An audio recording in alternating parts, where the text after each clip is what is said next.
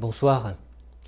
La notion de mal-être existentiel traverse la totalité de l'œuvre de Freud.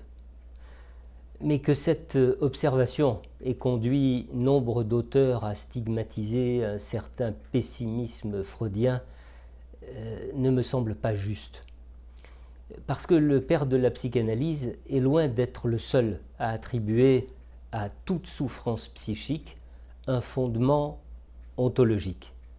Et quand je dis un fondement ontologique, c'est pour souligner que c'était déjà là, avant, et que donc ce que nous appelons la maladie, n'importe quelle maladie, eh bien la maladie pourrait être considérée comme la conséquence de ce mal-être primordial, ce mal-être qui était déjà là, présent en nous. Cela nous permet peut-être, dès cette introduction, de comprendre que quand on entreprend une psychanalyse, il ne faudrait surtout pas s'engager sur le chemin avec l'illusion que l'analyste va nous soigner, l'illusion que nous allons guérir ou encore que cette démarche va nous conduire vers une espèce d'harmonie, d'équilibre. Vous savez, cette espèce de fantasme de nirvana fœtal véhiculé par les médias psy, la mode, le marketing, bref, les nourritures de l'espoir et de l'illusion. Voyez-vous, la découverte de l'inconscient n'a pas eu pour seule conséquence de porter un regard neuf sur le sujet de la folie. Ah, bien sûr, quand on pense à la vocation de la psychanalyse, on pense classiquement au fait de rendre conscient une part d'inconscient. C'est très réducteur. La psychanalyse va bien au-delà de cela. Elle met en lumière un creux, un vide, un abîme à l'intérieur de l'être. Un abîme qui se traduit, qui se manifeste par des symptômes comme le manque ou la perte. La psychanalyse place sous une lumière crue et implacable cette utopie selon laquelle une société pourrait permettre à tous ses membres de vivre dans la plus belle harmonie qui soit. Un monde dont tous les habitants seraient égaux, identiques, où il n'y aurait plus ni manque ni culpabilité, où nous pourrions vivre en belle amitié avec la nature et bien évidemment, un monde dans lequel la mort n'existerait plus, ou en tout cas dont l'idée aurait été évacuée. Autrement dit, un univers dans lequel le refoulement aurait parfaitement réussi. Quand vous lisez des magazines de psychologie, quand vous participez à des séminaires de développement personnel, la promesse qui vous est faite, c'est d'arriver à contraindre le malheur, à dénier la mort, à repousser toutes les limites, quelles qu'elles soient. Mais en agissant de cette façon, notre société ne se rend pas compte que dans le même temps qu'elle prétend évacuer la mort et la culpabilité, elle chasse tout ce qu'il y a de singulier dans l'humain. Elle vole, elle soustrait au sujet cette part fondamentale d'indétermination et donc de liberté que la psychanalyse, au contraire, vient lui rendre. Ce que révèle la psychanalyse, c'est que nous souffrons d'un manque à être et que rien ne saurait combler ce manque. Inutile de chercher une cause, une origine, un événement, un moment précis qui pourrait l'expliquer. Inutile de mettre en avant une frustration, une perte supposée.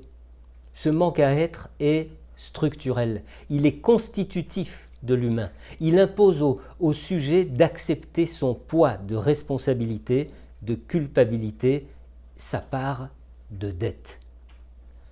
Que ce soit dans le cours d'une analyse, ou que ce soit dans le cadre d'un séminaire de psychopathologie, j'attire souvent l'attention sur la confusion tellement fréquente et ô combien commode entre ce que je nomme le pétard d'une part et l'allumette d'autre part. Vous savez que nombre de réflexions d'épicerie, nombre de pseudo-thérapies soi-disant révolutionnaires veulent absolument conduire le patient à retrouver la trace d'un moment de son histoire qui aurait déclenché la maladie, le symptôme, la névrose. Mais quel que soit l'événement considéré comme la racine du symptôme, parce que précédant l'apparition de ce symptôme, cet événement ne constitue pas le pétard. Il est juste l'allumette qui met le feu à la poudre du pétard, lequel était déjà là, en sommeil, en attente. Ainsi, la culpabilité, la faute, la dette sont-elles à exhumer de processus psychiques très précoces qui seront activés par des événements de notre vie. Et c'est alors de cette conscience de culpabilité que naît l'angoisse de l'attente d'un malheur imminent, un malheur qui ne saurait tarder à fondre sur nous et à nous accabler comme sanction à la faute commise. Prenons un exemple d'une clinique fréquente. L'anxiété d'anticipation et ses crises de panique souvent consécutives. Lorsque vous considérez la plainte de ces patients, et ils sont nombreux, il ne s'agit de rien d'autre que cette angoisse d'attente, de cette certitude que le ciel va nous tomber sur la tête parce que nous avons fauté.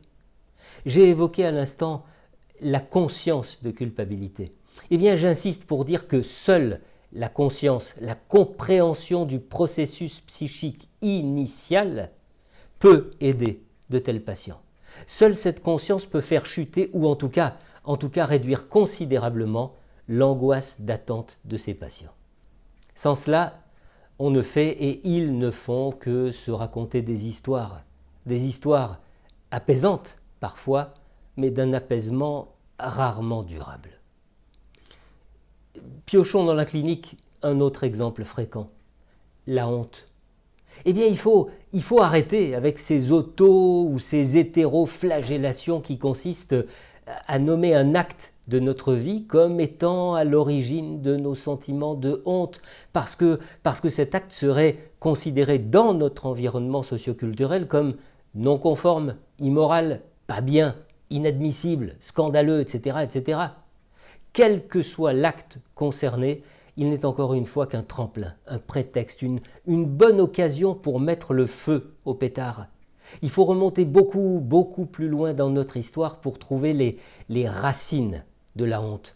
Il nous faut remonter à ce pervers polymorphe qu'est le petit enfant, cet être pétri de pulsions, ce jouisseur invétéré, jouisseur et pourtant dans le même temps juge sévère de cette jouissance pulsionnelle. Freud nous apprend en effet que la relation au bien et au mal apparaît bien avant que s'élabore la conscience morale. Autrement dit, l'intériorisation des interdits parentaux et sociétaux qui façonnent peu à peu le surmoi intervient dans un temps second, c'est-à-dire après l'élaboration d'une instance surmoïque interne. Dès sa prime enfance, l'humain se trouve donc imprégné de ce mal-être issu de l'hydraulique des pulsions et compréhensible par une culpabilité déjà présente et que l'élaboration du surmoi ne fera que confirmer. Dans ce contexte, on comprend que la notion de maladie n'est strictement rien de commun avec la mode si commode qui consiste à interpréter l'immense éventail des maux de l'humanité à l'aide d'une grille, vous savez, une grille révélée à son créateur et prétendument infaillible. L'éclairage ainsi obtenu permettrait au malade de comprendre pour quelle raison il est accablé. Quant à guérir, ça c'est une autre histoire que la grille ne raconte pas. Eh bien, très loin de cette vision qui se voudrait rationnelle et qui sent pourtant la magie, le père de la psychanalyse attribue à la maladie une fonction tout autre. Dans les essais de psychanalyse, il écrit « Le sentiment de culpabilité est muet pour le malade. Il ne lui dit pas qu'il est coupable. Le patient ne se sent pas coupable, mais malade. » Alors, dit plus simplement, la maladie aurait pour fonction de cacher au patient la culpabilité. Elle aurait pour fonction de l'en protéger. À bientôt.